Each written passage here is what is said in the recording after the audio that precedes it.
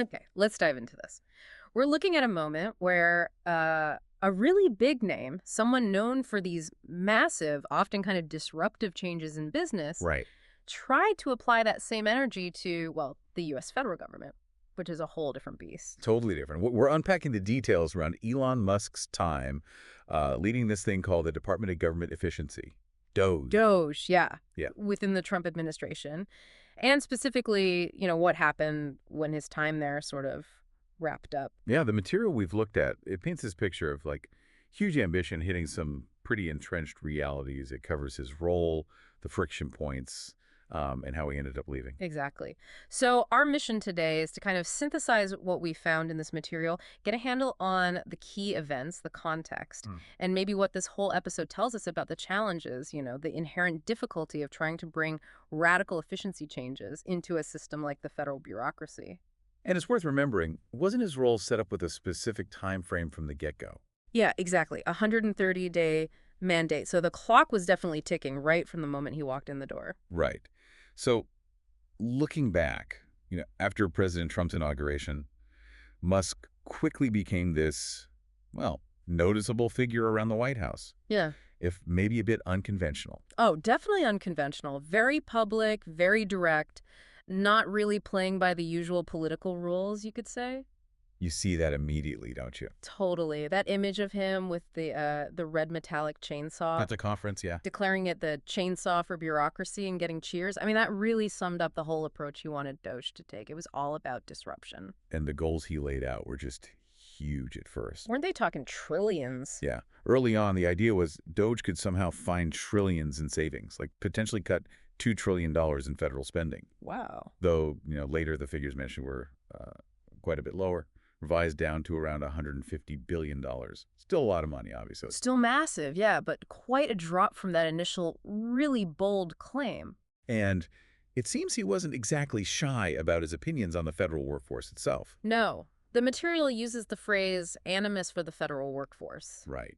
And it highlights his prediction that just ending telework, what he called the COVID-era privilege, would lead to voluntary terminations that we welcome. Exactly. He seemed to see shedding staff as like a direct path to efficiency. And, according to what we've seen, DOGE was involved in significant cuts during that period. It looks like it.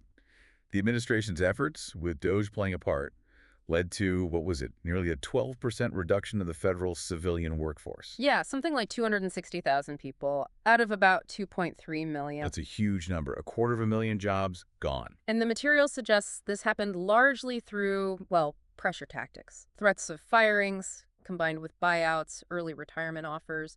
But getting there wasn't exactly smooth sailing for him internally. Not at all.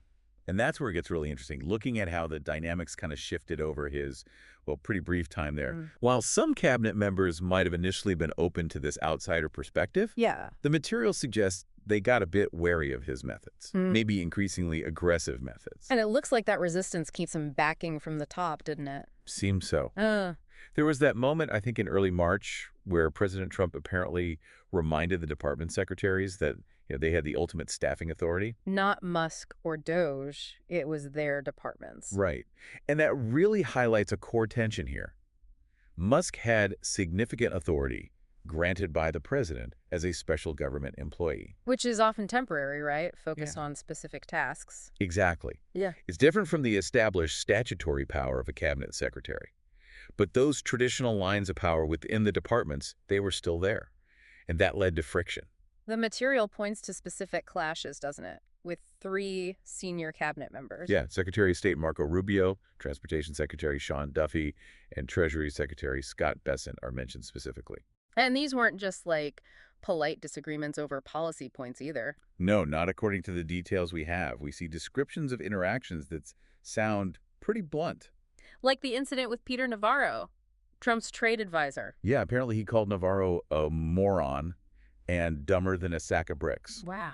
And Navarro's reaction was reportedly just. That he'd been called worse. Yeah. It kind of gives you a flavor of the communication style that was going on. Definitely. Those kinds of confrontations, public and private, they certainly wouldn't have helped ease any tensions. And then you layer on top of that what was happening outside of government, back at his own companies, especially Tesla. That seems like a really crucial piece of the puzzle, doesn't it?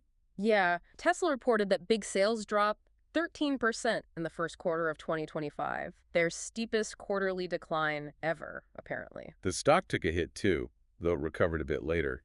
And interestingly, didn't Tesla even mention politics? They did, cited changing political sentiment as one factor hurting demand. And tied into that sentiment, you had those growing activist protests, specifically targeting Tesla. Right, escalating to vandalism, calls for boycotts. It even got to the point where the U.S. Attorney General reportedly classified some vandalism against Tesla as potential domestic terrorism. So you've got this intense external pressure building on his main business. Right.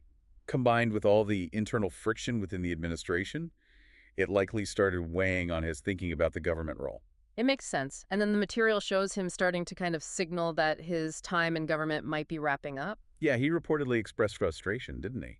That he felt sort of held back from cutting spending as aggressively as he wanted. And then on that Tesla conference call, late April, He explicitly said he'd be scaling back the government work to focus back on his companies. he doubled down on that message in early May, too, at that economic forum.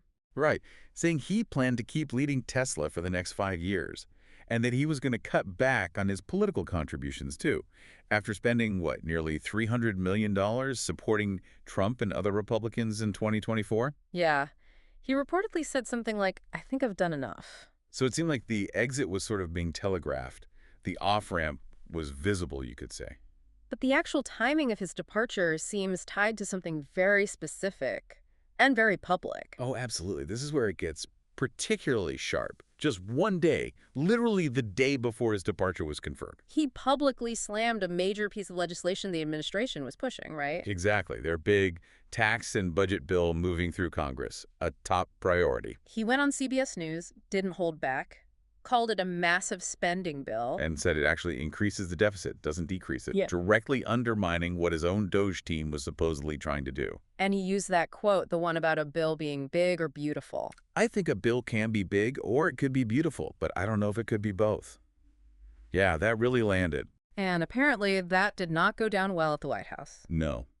The material suggests some senior officials, Stephen Miller's name comes up, were particularly annoyed by those comments. They had to make calls to Republican senators, didn't they? To reassure them, Trump still backed the bill. Right.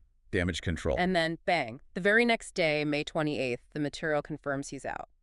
And the departure itself is described as quick, notably unceremonious. Yeah, that's the word used. What really stands out is the detail that he apparently didn't have a formal one-on-one chat with President Trump before he announced it. He announced it on X, right, Twitter. Yeah, he announced it publicly there first.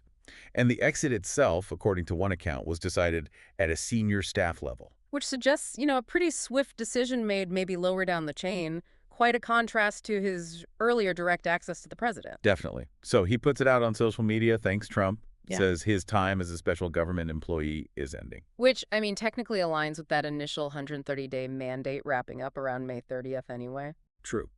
And he expressed hope that the Doge mission would only strengthen over time, become a way of life in government. And the administration has said that those efforts, the restructuring, potentially shrinking the government, that work initiated by Doge is meant to continue. Right, even without him leading it. So that's kind of the arc we see in the material, isn't it? For Elon Musk's roughly 130 days heading Doge, starts with this chainsaw-wielding, disruptive vision, huge savings targets. Navigates all that internal friction, the external business pressures. And ends with this really swift exit, seemingly triggered by him publicly criticizing the administration's own policy.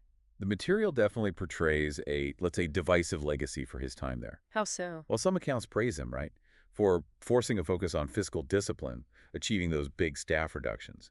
But then others criticize him for maybe causing instability or using tactics that just weren't suited for how government actually works. Yeah. That ambitious, disruptive approach clearly ran into some serious hurdles when it hit a system built up over centuries with totally different ways of operating. Exactly. Okay, so let's try and pull back for the bigger picture here based on everything we've just walked through from the material. Yeah. You have the launch of Doge, Musk's bold style. Sometimes maybe too bold for that environment. Right. Then the clashes over authority, personality clashes, the pressure cooker from his private sector life. And it all ends up with that quick exit right after he criticized that key administration bill. It really throws the differences between, say, a fast-moving tech company led by a founder and the world of government bureaucracy into sharp relief, doesn't it? How do you mean? Well, in a company like Tesla, maybe authority flows pretty clearly from the top guy, the founder CEO. Yeah. You can measure efficiency gains financially pretty directly. And if there's resistance, well, people can be changed out quickly. Whereas in government, Authority is spread out, across different departments, each with its own legal powers. Efficiency isn't just about dollars and cents. It's about delivering services. And changing things, whether it's people or processes, involves all these deep-seated rules, political factors. It's just much slower, much more complex. So this specific instance we've just unpacked, you have this figure from the private sector bringing these radical, disruption-focused ideas, trying to impose huge efficiency changes onto the government machine. What does this story, based on the material, ultimately suggest to you about the inherent challenges, about the fundamental realities of trying to do something like that? That's the core question, isn't it? Yeah. Based on everything we've explored here, what questions does this specific case raise for you, and maybe for you listening, about that whole intersection, where intense business ambition meets these long-established political systems?